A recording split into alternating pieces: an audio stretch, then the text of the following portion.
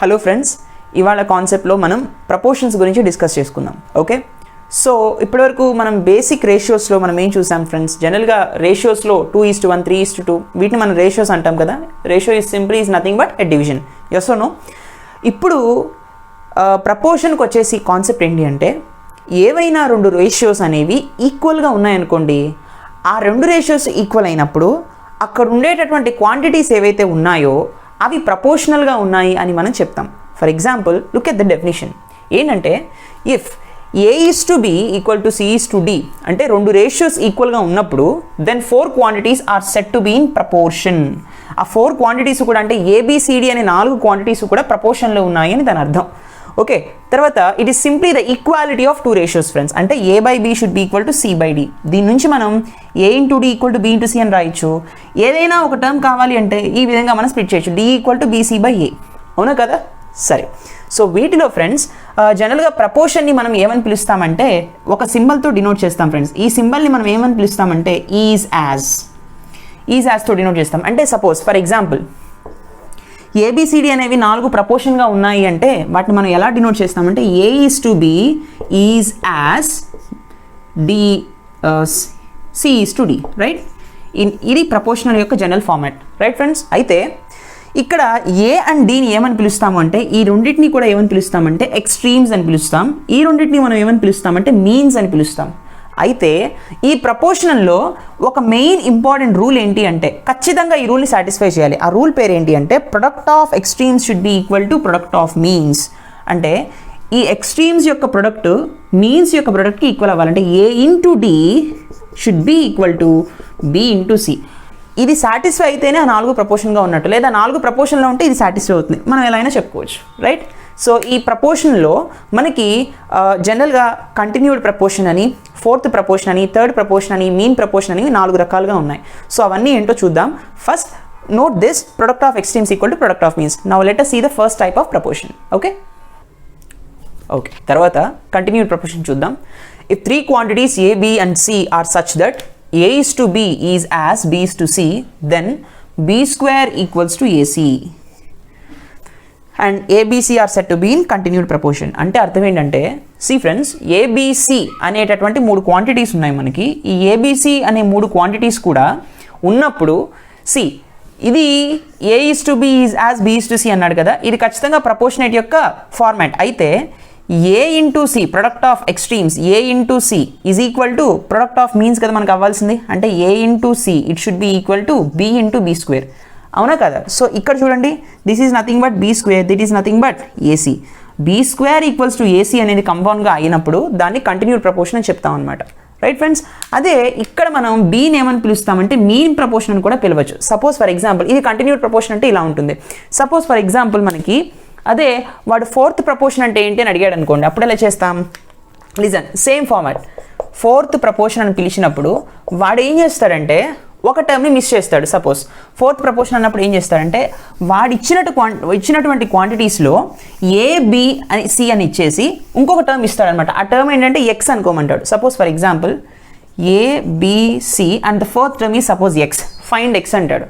అంటే 4th proportion కనుక్కోమన్నప్పుడు ఎట్లా చేస్తామంటే ఇక్కడ కూడా మనం ఏమనుకోవాలి అంటే, సి ఫ్రెండ్స్, A:B = C:X అనుకోండి, రైట్? అప్పుడు product of extremes equal product of మీన్సే కదా. So A/X = B/C and X = BC/A. This is called 4th proportion, right? అదే వాడు ఇప్పుడు మీన్ ప్రపోర్షన్ అడిగాడు అనుకోండి, మీన్ ప్రపోర్షన్ అన్నప్పుడు మనం ఏం చేస్తాము అంటే, ఆల్రెడీ మనం ఇందాక డిస్కస్ చేసాం, B² = AC చూసినప్పుడు మీన్ ప్రపోర్షన్ అనేది ఉంటే చెప్పాను కదా. మీన్ ప్రపోర్షన్ అంటే ఏమంటాడంటే X అనేది ఒకటి తీసుకుంటాడు, అది కూడా ఇన్ బిట్వీన్ దేనిలో తీసుకుంటాడంటే, సపోజ్ A మీన్ ప్రపోర్షన్ అంటే చూద్దాం, ఇది ఎక్కడ తీసుకుంటాడంటే AXB అంటాడు. ఇది మిడిల్లో ఉంటుందన్నమాట. మిడిల్లో ఉన్నప్పుడు ఏంటంటే ఈ రేషియోస్ని వాడు ఎలా తీసుకుంటాడంటే A:X ఈజ్ యాజ్ X:B అంటాడు, రైట్ ఫ్రెండ్స్? అన్నప్పుడు మళ్ళీ same format, product of extremes equal to product of means. అంటే X² = AB, X = √AB. That's all. అంటే ఫైండ్ మీన్ ప్రపోర్షన్ అన్నప్పుడు ఒక 3 నెంబర్స్ ఇచ్చేసి మీన్ ప్రపోర్షన్ కనుక్కోమన్నప్పుడు ఆ పర్టికులర్ నెంబర్ ఎక్స్ ఏదైతే ఉందో రూట్ ఆఫ్ అదర్ 2 నెంబర్స్, అప్పుడు మనకి మీన్ ప్రపోర్షన్ అనేది వస్తుంది. వీటి మీద కొన్ని ప్రాబ్లమ్స్ చేద్దాం, మీకు అర్థమవుతుంది. ఇవి మెయిన్గా ఎస్ఎస్సి లాంటి కాంపిటేటివ్ ఎగ్జామ్స్లో అడుగుతూ ఉంటాడు అనమాట, రైట్. అదే ఇప్పుడు థర్డ్ ప్రపోర్షన్ అని అడిగాడు అనుకోండి, మీన్ ప్రపోర్షన్ అంటే ఎక్స్ మిడిల్లో ఉంది, థర్డ్ ప్రపోర్షన్ అంటే simple friends, listen carefully. Third proportion అని అడిగినప్పుడు ఏ బి ఎక్స్ పక్కన ఉంటుంది, రైట్. ఇప్పుడు ఏం చేస్తాం, A is to B is as B is to X అని రాస్తాం, రైట్ ఆర్ నాట్. ఇది థర్డ్ ప్రపోర్షన్ అనమాట. ఇక్కడ కూడా అంతే, product of means equal to product of extremes కాబట్టి AX equal to B square and X equal to B square divided by A. ఇది third proportion అనమాట, right. This is the third proportion and this is the mean proportion and fourth proportion కూడా మనం చూసాం, right friends. Please note this. Now let us see few problems. Okay friends, ఒక important question చూద్దాం. See, what is the ratio of the third proportion of 6 and 5 with the fourth proportion of 4, 3 and 10? ఇక్కడ ఏమడుగుతున్నాడంటే రెండు quantities ఇచ్చాడు. ఏమి ఇచ్చాడు మనకి, 6 and 5 ఒకటి, తర్వాత 4, 3 and 10 ఒకటి. సో ఈ రెండింటి యొక్క థర్డ్ ప్రపోర్షన్ కనుక్కోవాలి, ఈ మూడింటి యొక్క ఫోర్త్ ప్రపోర్షన్ కనుక్కోవాలి, వచ్చిన రెండింటికి కూడా రేషియో చేయాలి. That is the concept. సరే, సో ఇప్పుడు మనకు క్వశ్చన్ అర్థమైంది, ఫైన్. 6, 5కి థర్డ్ ప్రపోర్షన్కి ఫార్మాట్ ఏంటి ఫ్రెండ్స్, మనం ఏం రాసుకోవాలి, 6, 5 and third proportion is X, అవునా కదా. సో ఇప్పుడు దీన్ని ఎలా రాస్తాం, what is the general format, 6 is to 5 is as 5 is to X. am I right or not? So product of means is equal to product of extremes, అవునా కదా. So 6x equal to 5 5 25 and X equals to 25/6. దీన్ని ఇలా ఉంచండి, right or not. Fine. తర్వాత 4, 3 and 10 అన్నాడు. ఈ మూడింటికి కూడా ఫోర్త్ ప్రపోర్షన్ ఏంటి కనుక్కోవాలి. Okay, so fourth proportion format ఏంటి, మనం ఎలా రాయొచ్చు, 4, 3, 10 అండ్ ఎక్స్. ఇక్కడ ఎక్స్ అనుకున్నాం కదా, సపోజ్ దీన్ని వై అనుకోండి, ఏదైనా పర్వాలేదు. ఇప్పుడు దీన్ని ఎలా రాయొచ్చు, 4 is to 3 is as 10 is to y, అవునా కదా. So product of means equal to product of extremes. So 4y equals to 3 10s it's 30 and y equals to 30/4. that is nothing but 2 15s are 30, 2 2s are 4 అంటే 15/2 వచ్చింది, అవునా కదా. So ఇప్పుడు నాకు ఏం కావాలి, దీని రేషియో కావాలి, right or not. X ratio Y ratio అంటే X is to Y, yes or no. ఇదే కదా నాకు కావాల్సిన, X is to Y. So X value is 25/6, తర్వాత Y value is 15/2, right. So 2 3s are 6 cancel చేయొచ్చు, 5 3s are 15, 5 5s 25, yes or no. 3 అటు వెళ్ళిపోతుంది, 2 ఇక్కడ 1 ఉన్నట్టు కదా, 2 టేబుల్లో క్యాన్సిల్ అయింది, 1 అటు వెళ్ళిపోతుంది. So 5 into 1 is to 3 into 3, right or not. So 5 is to 3 3s are 9, so 5 is to 9 is the answer, right friends. I hope you understand. Please note it. ఇక్కడ కావాల్సింది ఏంటంటే జస్ట్ థర్డ్ ప్రపోర్షన్ కాదు, fourth proportion కాదు, ఆ రెండింటి యొక్క ratio కనుక్కోవాలి. That is the question here, what is the ratio of, right. So please note it. So next problem. So తర్వాత క్వశ్చన్ ఏంటంటే find the mean proportion of 81 and 121. Simple question friends. Mean proportion అంటే ఎలా చేయాలి, mean proportion అంటే 81 మధ్యలో పెట్టాలి, ఎక్స్ని రెండింటి మధ్యలో, అదే కదా మీన్ అంటే. సరే, ఇప్పుడు ఇలా మధ్యలో పెట్టినప్పుడు ఈ 3 క్వాంటిటీస్ని మీన్ ప్రపోర్షన్ ఫార్మాట్ ఏంటి, is 8 is to x is as x is to 121, yes or no. So product of means is equal to product of extremes, right. So x is 81 here, fine. X square equals to 81 into 121, yes or no. ఇప్పుడు x value ఏమవుతుంది friends, root over 81 into 121. So what is the root of 81 friends, 9, and what is the root of 121, which is nothing but 11. So x equal to 9 11s 99.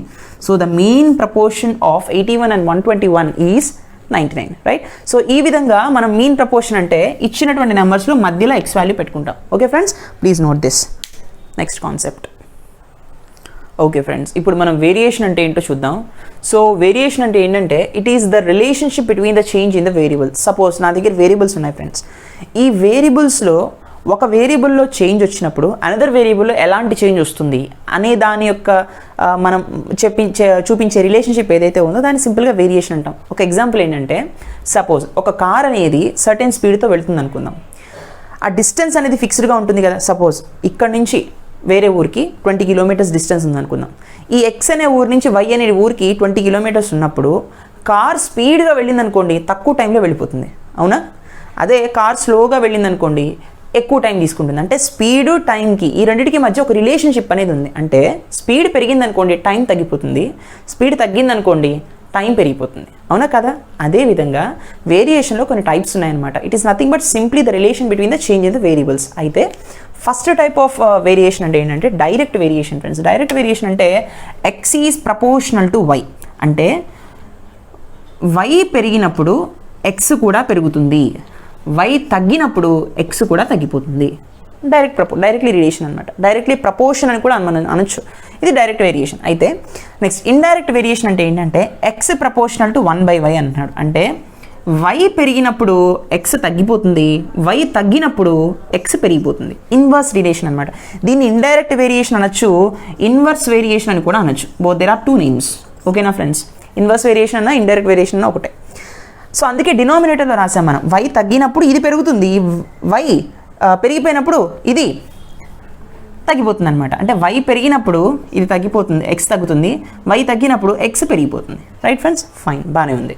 ఇప్పుడు joint variation అంటున్నాడు. Joint variation అంటే ఏంటి అంటే ఏవైనా 2 variables product తీసుకుని ఆ 2 variables product యొక్క వాటి వాల్యూస్ కనుక చేంజ్ అయితే ఎక్స్లో వచ్చే చేంజెస్ ఏవైతే ఉన్నాయో దాన్ని మనం జాయింట్ వేరియేషన్. 2 వేరియబుల్స్ కలిసి 1లో మార్పు వస్తే ఎక్స్ వేరియబుల్లో ఏం మార్పు వస్తుంది అటువంటిగా చూసే వాటిని మనం జాయింట్ వేరియేషన్ అంటాం. అండ్ వేరాస్ కంబైన్డ్ వేరియేషన్ అంటే ఏంటంటే ఎక్స్ ప్రపోర్షనల్ టు y/z. ఇక్కడ చూడండి, ఇది ఈ 2 కంబైన్ అయ్యి ఇది ఫార్మ్ అయింది friends. That's why it is called as combined variation.